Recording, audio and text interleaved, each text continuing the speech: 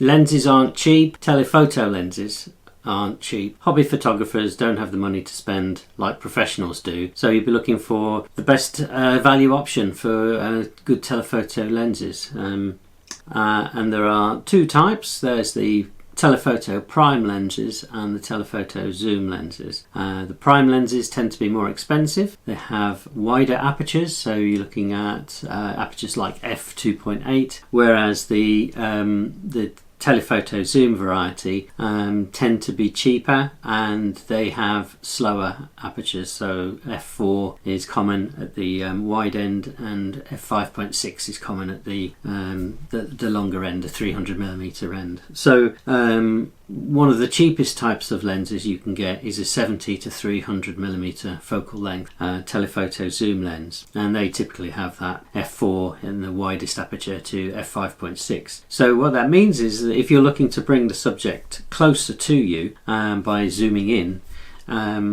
you're likely to end up with a maximum aperture of f5.6, and that's all right in light conditions, in fine weather, but when it's sort of darker, or when there's movement and you need a sort of fast shutter speed, that's when you're compromising. I want to show you some photos I've taken with a 70 to 300mm and show you the kind of effects that you can get. Because you're not spending very much on these lenses, you're always going to find there's a compromise to make somewhere. That might be in the post-production stage where you're editing photos you've taken, or it might be in the types of subject you want to photograph. So the main lens I bought in the 70 to 300mm range was for my Nikon. This is the DSLR, so it's the F mount for Nikon cameras, and I bought a Tamron 70 to 300. It was f4 to f5.6. It was £52.50 when I bought it originally, second hand, and that's inexpensive compared to lens prices at the extreme end, which can run into thousands, £4,000, £6,000 if you're looking for really professional quality.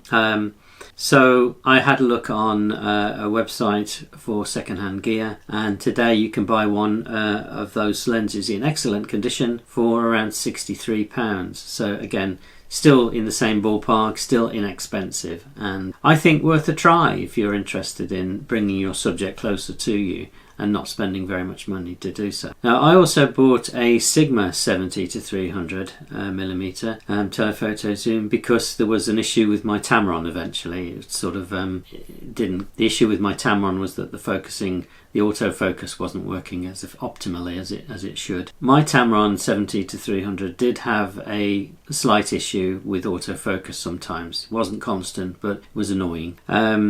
So the other thing about the Tamron is that it also has macro feature as well. So at certain focal lengths you can switch it. There's a switch on the lens barrel to go into a macro mode.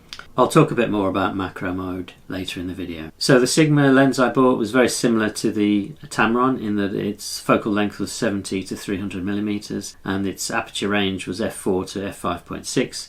It also had a macro feature. I bought that for £54 in 2022, and I just had a look, and you can buy a similar lens now in excellent condition second hand with a lens hood for around £58. But I originally bought the Sigma lens for the Canon DSLR I had at the time, and I made a mistake when I ordered it.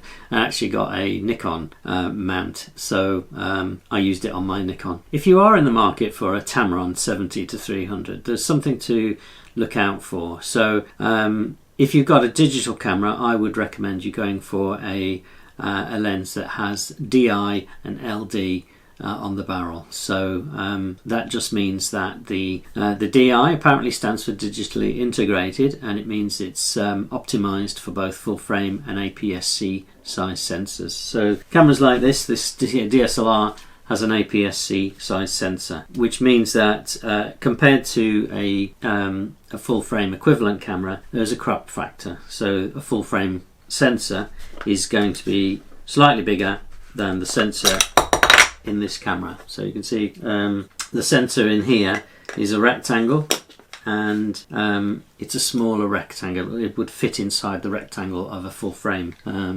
camera. and the size difference is 1.6 or 1.5, I actually think, for Nikon. So if you take a focal length lens like the 70-300, what you have to do is apply a crop factor of 1.5, so times the focal length of lens you're buying by 1.5 to get the equivalent on a 35mm full frame sensor. So multiplying the 70-300mm focal length telephoto zoom lens by 1.5, it really becomes a 105-450mm telephoto zoom lens on a full frame equivalent camera. On the Tamron, the LD signifies low dispersion, and that's to do with trying to address chromatic aberration. Classic example of chromatic aberration or purple fringing is if you're looking at a tree and it's a white background, you've got branches that are in silhouette and high contrast. You might see a bit of purple fringing around the outside of the branches. So more recently I've sold my 70-300mm telephoto zoom lenses for the Nikon. I still have kept a 55-200mm lens in the telephoto zoom range, but I didn't find that the 300 for me was doing it. So when I bought my more recent camera, this is the my upgrade to a professional mirrorless camera. This is the OM System or Olympus EM1 Mark III camera body. For this I bought a new lens. Actually, I bought it from Cotswold Cameras. This is rather a 75-300mm, and the aperture range on this model is 4.8 to 6.7. This is version 2 of this particular lens, and it has ED and MSC letters on the barrel. So there isn't any specific macro feature on here, but it does allow you to get close to the subject. It says here that the maximum magnification is 0.36 of a 35mm equivalent. It's not true macro. So the reason I bought this was because on the mirrorless sensor, so the sensor in these cameras is micro 4/3, which is smaller than a full frame equivalent. It's actually half the size. So when you buy a lens for these cameras, the crop factor is 2 times. So the effective focal length for this lens is actually going to be 150-600mm equivalent focal length in full frame terms. So I think the added reach or magnification of this lens gives me more opportunity to take wildlife photographs, so that's what I'm going to try and do with it. So I'm going to talk now about what I use my 70-300 for. I'm only looking at photographs that were taken over 200mm in focal length distance. The reason I'm mentioning this is because these 70-300 lenses aren't at their sharpest at the extreme focal length distance of 300mm. But if you're buying a telephoto zoom lens, you really want to use that capability. You want to really use that zoom range and get into the subject, pull the subject closer to you. So even though they're not the sharpest at that length, that's the length that most people are going to be wanting to use them, I would argue. And in fact, if you've got a 70-300 lens in your bag and you're shooting wide angle, you're going to have a different lens on your camera, and it's not often that you want to get out and put your 70-300 on there unless you're shooting, unless you want to bring subject at a distance closer to you.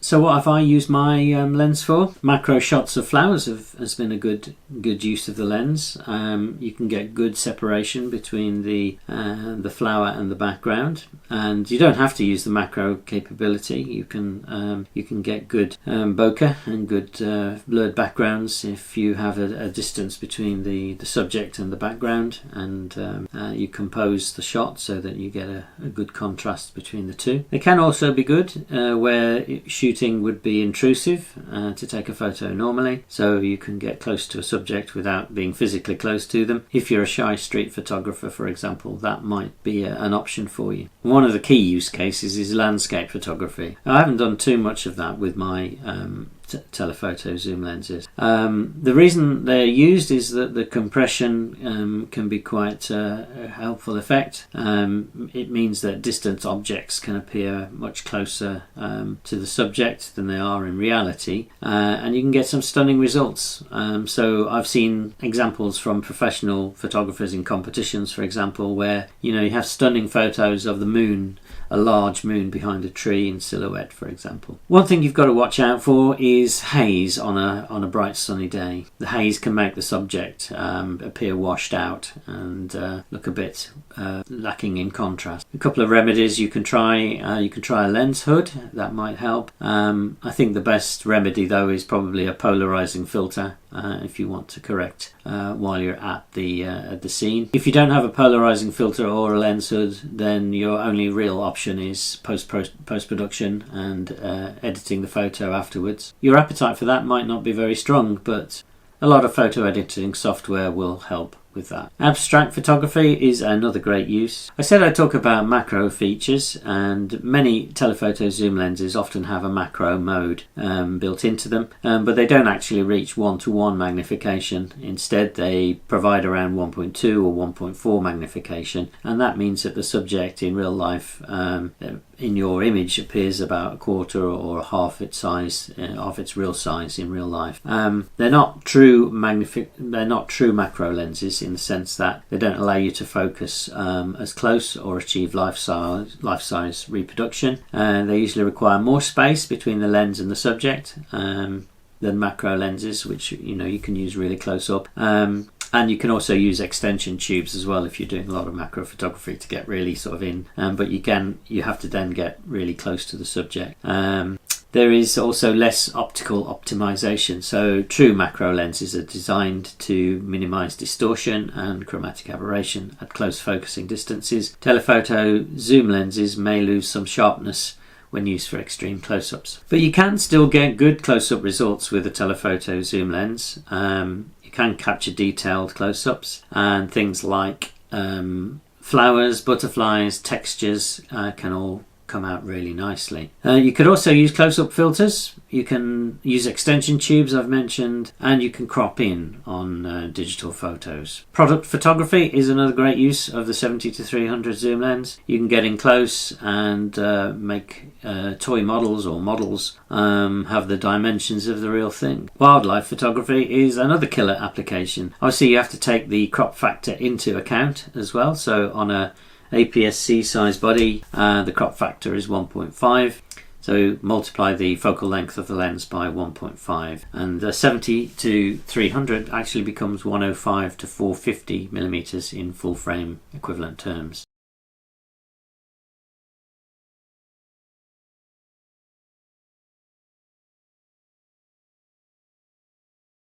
So obviously one of the main reasons why people would like a telephoto zoom lens is for bird photography or wildlife photography, and lenses in those fields can get very expensive very quickly. So I was gifted a safari photography tour at a local safari park one year, and the furthest reach in my camera bag I had was the 70-300. While I was stuck at 5.6. So had to have good light or use a slow shutter speed and or a tripod if you've got one. And have to, if you've got a slow shutter speed, then your subject needs to be quite still. So lastly, telephoto zoom lenses can be good for portraiture. I don't have much practice at using them for that, but if you want to get really close to the subject's face, they would be ideal. So here are some of my reflections on my use of the 70-300 telephoto zoom lens. So I really found the lack of sharpness to be an issue, particularly at the extreme focal lengths of 300mm. You need a steady hand or a tripod because the lenses are fairly big and they don't have image stabilization. You might also get some chromatic aberration or purple fringing in high contrast subjects. So with sharpness and the fringing, you can use software to get around some of the limitations, but obviously it depends on whether you want to spend the time editing or not. My experience is that if you go for the lenses on the cheap side, you're more likely to have to spend some effort in post-production fixing some of the the problems with the lens. So the size and weight is also a factor to consider here. So it's a bit of extra heft to carry a 70 to 300 around with you. You can get smaller models if you're not looking for 300mm. If 200mm will do, then the lenses for that range tend to be a little bit smaller.